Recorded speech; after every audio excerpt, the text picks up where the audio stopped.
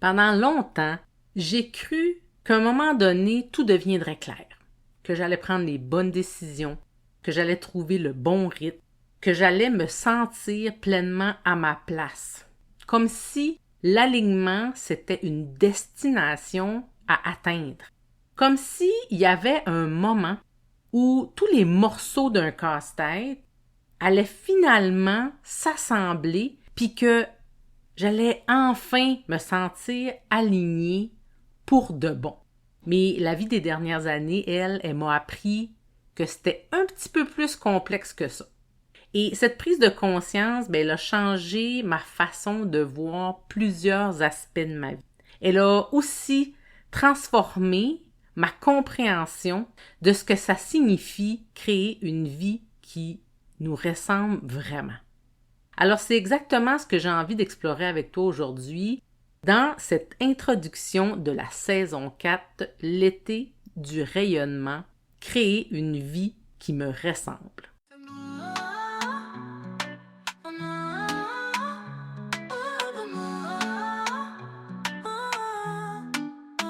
Qui en ont assez de s'adapter. Aujourd'hui l'appel résonne, il est temps d'exister.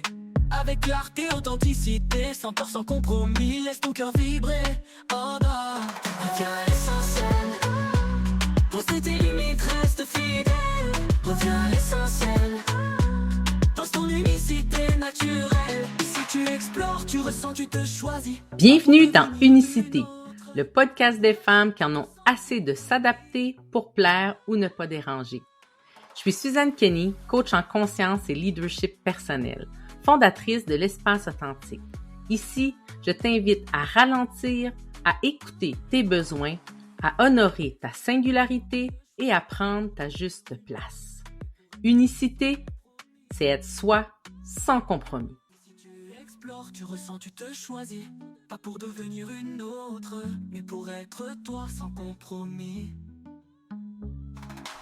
Hier, le 21 juin, c'est un passage important, c'était le solstice d'été. Donc le jour le plus long de l'année où la lumière atteint son apogée. Et je trouve toujours ça fascinant de voir à quel point la nature, elle peut nous offrir vraiment beaucoup d'enseignements puissants. Parce que l'été, comme toutes les autres saisons de l'année, elle n'arrive pas du jour au lendemain. Pour l'été, la lumière grandit tranquillement pendant des mois. Puis jour après jour, presque sans qu'on s'en rende compte en fait, jusqu'à ce qu'un matin, on réalise qu'elle est pleinement présente. Je crois que c'est souvent comme ça dans nos vies aussi. On passe beaucoup de temps à chercher le grand déclic. Tu sais, le moment où tout va être enfin clair. Le moment où on va se sentir enfin aligné. Mais peut-être que l'alignement, ça ressemble plus à la lumière de l'été. L'alignement n'arrive pas d'un seul coup. Il se construit tranquillement. Ça va se construire à travers les choix qu'on fait à chaque jour, à travers les limites qu'on apprend à respecter, à travers les relations qu'on choisit de nourrir, puis aussi à travers le courage de revenir à soi-même, encore et encore. Puis c'est exactement ce que j'ai envie d'explorer avec toi dans cette nouvelle saison. Mais avant de plonger dans l'été, puis t'en parler davantage, j'ai envie qu'on prenne un instant pour regarder ensemble le chemin qu'on a parcouru. Parce que cette saison est en quelque sorte l'aboutissement de tout ce qu'on a exploré ensemble jusqu'à maintenant. Donc, à l'automne, on a appris à se dépouiller de ce qui nous éloignait de nous-mêmes pour revenir à l'essentiel. À l'hiver, on a exploré nos limites, nos besoins, puis notre capacité à vivre davantage selon nos propres règles plutôt que de celles des autres. Puis, au printemps, on a porté notre attention sur nos relations, sur les liens qui nous nourrissent, puis ceux qui nous demandent peut-être parfois de nous adapter davantage et de nous suradapter. Puis maintenant, l'été nous amène naturellement à une autre réflexion. Donc, une fois que je me connais mieux, une fois que je reconnais davantage mes besoins, une fois que je choisis des relations qui sont plus alignées, bien, comment est-ce que je crée une vie qui va refléter tout ça? Comment est-ce que je construis un quotidien qui me ressemble vraiment? Parce qu'au fond, apprendre à se connaître, c'est pas la destination. Mettre ses limites, c'est pas la destination. Créer des relations alignées, c'est pas la destination. Tout ça devient plutôt comme la fondation sur laquelle tu peux bâtir une vie qui te ressemble davantage. Et c'est ce qu'on va explorer ensemble au cours des prochaines semaines. Parce qu'au fond, je crois que le véritable rayonnement, c'est pas quelque chose qu'on poursuit. C'est quelque chose qui va émerger quand notre vie devient de plus en plus cohérente avec qui on est réellement. Puis je sais qu'il y a plusieurs femmes qui écoutent le podcast puis qui se sentent parfois déconnectées d'elles-mêmes. Elles fonctionnent quand même bien au quotidien. Elles accomplissent beaucoup de choses. Elles prennent soin des autres. Elles répondent aux attentes. Puis pourtant, ben, il y a quand même cette petite voix-là qui est là à l'intérieur puis qui va venir murmurer « Est-ce que c'est vraiment la vie que j'ai envie de vivre? À quel moment est-ce que je vais enfin me retrouver? » Puis si tu te reconnais dans ces questions-là, ben, c'est important que tu comprennes que tu n'es vraiment pas toute seule. Parce que je pense qu'à différents moments dans notre vie, on passe toutes par là. Ça se peut que toi, tu te sentes comme ça, puis que les gens autour de toi, tes amis, ils ne soient pas dans cette phase-là. Mais ça se peut qu'à un autre moment, ça soit une de tes amies qui se sente comme ça, alors que toi, tu te sens bien. Puis moi, ce que j'ai compris au fil des années, c'est qu'on a tendance à croire que l'alignement va arriver après quelque chose de spécifique. Donc, après le bon emploi, après la bonne décision, après une guérison, après un changement, après une transformation. Mais la vérité, là, c'est que la vie, elle continue toujours de bouger. C'est toujours en mouvement. Parce qu'on change. Nos besoins changent. Nos rêves changent. Nos priorités changent. Puis c'est exactement pour cette raison que l'alignement, ben, c'est pas un état qui est permanent. C'est une relation qui est vivante avec soi-même. Donc, ça va continuer comme ça jusqu'à la fin de nos jours. Ça se peut, par contre, qu'avec le temps, ça soit moins mouvementé, puis qu'on se sente de plus en plus aligné, parce qu'on devient habile à faire des choix qui nous ressemblent davantage. Dans le profil Nova, il existe des motivations qui parlent beaucoup de cette quête d'alignement-là. Quand quelqu'un a une motivation esthétique qui est élevée, ben c'est des personnes qui recherchent beaucoup l'harmonie, la beauté, la réalisation de soi. Une personne qui a une motivation idéologique, ben ça va la ramener dans l'importance de vivre en cohérence avec ses valeurs profondes. Et je crois qu'il y a vraiment plusieurs femmes que j'accompagne qui portent ces deux élans-là. En fait, ça me surprend, puis ça me surprend pas, là, parce que nos clientes sont souvent le reflet de nous-mêmes. Donc, moi, c'est deux motivations qui sont très fortes chez moi. Alors, c'est peut-être un peu pour ça que j'attire aussi des personnes, des clientes qui ont ces motivations-là quand même assez élevées. Ces femmes-là veulent pas seulement réussir. Elles veulent que leur vie ait du sens.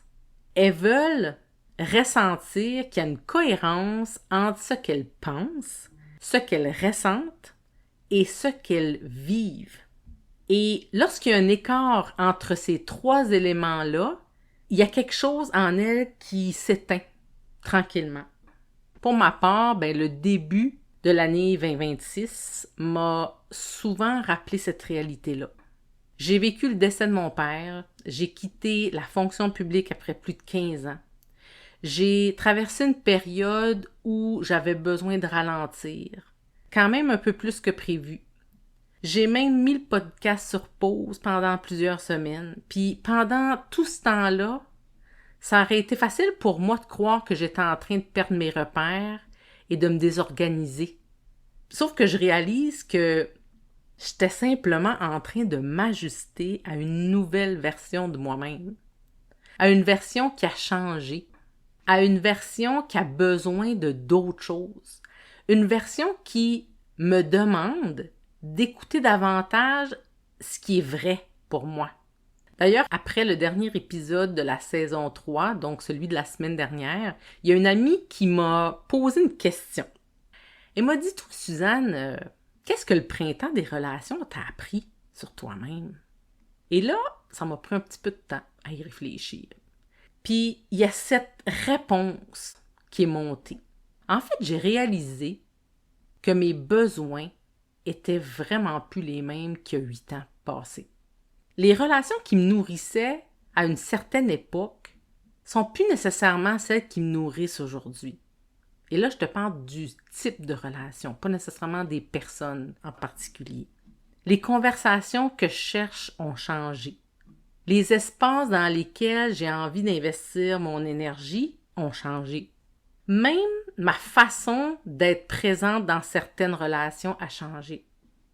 C'est pas parce qu'il y a quelque chose qui va pas, c'est simplement parce que j'ai évolué.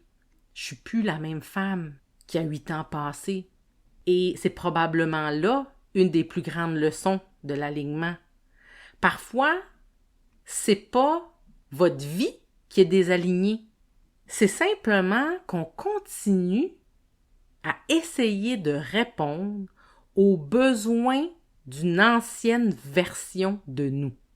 Puis ça, là, ça a été une très grande prise de conscience pour moi. Ça m'a aussi permis de faire la paix avec ce sentiment de culpabilité qui s'était construit à travers les années, puis qui essayait toujours de me ramener à qui j'étais il y a 10 ans. Alors que c'est pas possible, parce que je ne suis plus cette femme-là. En tout cas, pas totalement. Et j'aime voir l'alignement aussi comme la marée. On aimerait parfois que la mer reste toujours au même niveau, mais c'est pas dans sa nature. La mer, elle avance, elle recule, elle se transforme constamment. Puis pourtant, même quand la marée s'en va, la mer, elle se sent pas perdue. Elle suit simplement son rythme naturel. Puis je pense que c'est souvent comme ça dans nos vies aussi. On a des périodes d'expansion, on a des périodes de ralentissement. Il y a des périodes où tout semble clair et d'autres où on cherche davantage nos repères. Donc l'alignement, c'est pas de rester toujours au même endroit. C'est d'apprendre à respecter le mouvement naturel de notre propre vie. En fait, ça ressemble à quoi une pratique quotidienne de l'alignement? Bien, l'alignement, ça se manifeste souvent dans des très petites choses. Donc, par exemple, dire non à ce qui ne respecte plus tes limites. Dire oui à ce qui nourrit ton énergie. Mais pour ça, il faut avoir pris le temps de se questionner. Honorer ton besoin de repos sans culpabilité. C'est pas grave si tu restes tranquille chez toi alors qu'il fait un grand soleil. Tu pourras en profiter à un autre moment. Choisir une activité qui te fait du bien plutôt que celle qui va impressionner les autres. Exprimer ce que tu ressens au lieu de tout garder en dedans de toi. Et ça, je sais, c'est pas toujours facile. Ça demande parfois des efforts supplémentaires, mais oh que c'est libérateur. Et revenir à tes valeurs quand tu te sens perdu. Donc de là l'importance de faire son échelle de valeurs. Donc ce sont de petits choix, et peut-être que pour toi c'est des grands choix, tout dépendamment c'est lequel. Et ce sont ces petits choix-là qui t'aident à construire une vie qui va être plus alignée avec ce que tu veux vraiment. Donc pour continuer, un dernier enseignement avec la nature, pour nourrir la plante, on ne va pas juste verser 1 litre d'eau une seule fois en espérant qu'elle va fleurir pour toujours.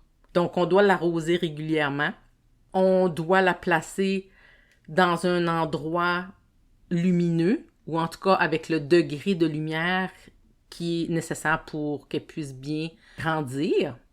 On prend soin du sol, on observe ses besoins. Ben, notre vie fonctionne exactement de la même façon. L'alignement intérieur, c'est pas quelque chose qu'on atteint une fois.